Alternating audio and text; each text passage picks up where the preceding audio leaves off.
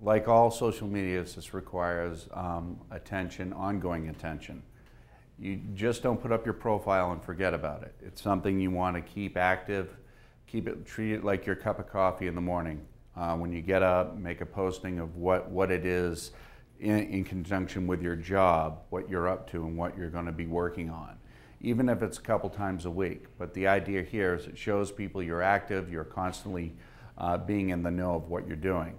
This does not require 40 hours a week. It requires maybe a couple hours a week.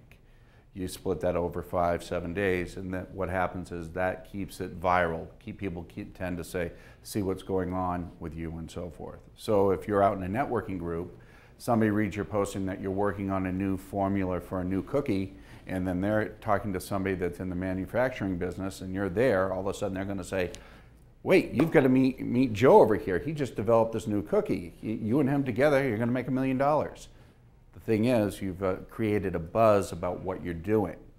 And by keeping that buzz going, it allows folks to stay in the know, and it keeps you on top of things.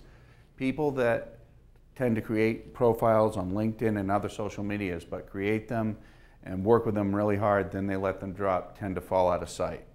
It's just like anything else. It requires consistent maintenance, but it doesn't have to be overboard either. So time management does have a play here.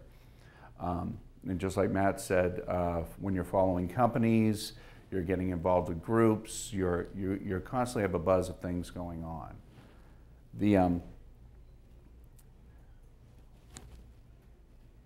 The other thing that you should know is you can access this through your mobile phones. So it's a limited access, but obviously the more we get involved with our phones, the more access you have. So if you're out and about, let's say you're out of state, you still have a way to put your buzz in of what you're working on at the time.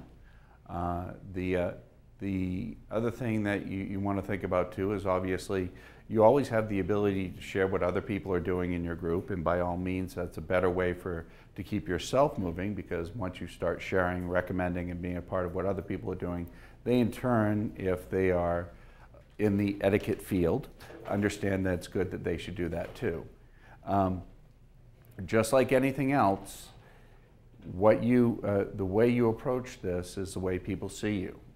And what you want to do is you're taking the LinkedIn in conjunction with face-to-face allows you the ability to be seen, heard on a physical presence like what we have here today, as well as on the online presence.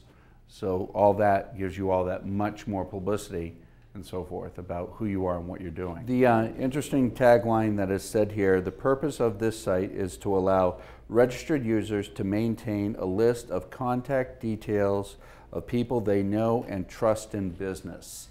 And that within itself is the focus of LinkedIn, meaning the folks you're connected to in LinkedIn are people you trust, at least somewhat.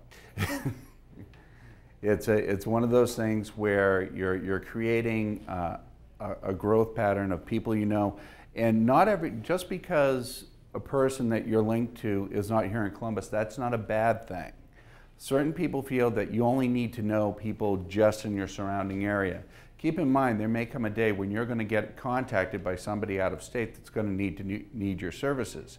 And that's why you want to be connected to all your college and school friends, because you never know when a job opportunity or a contract or something of that nature will reach across state lines, even globally, into other areas of the country and so forth. So it's always good to be connected that way as well.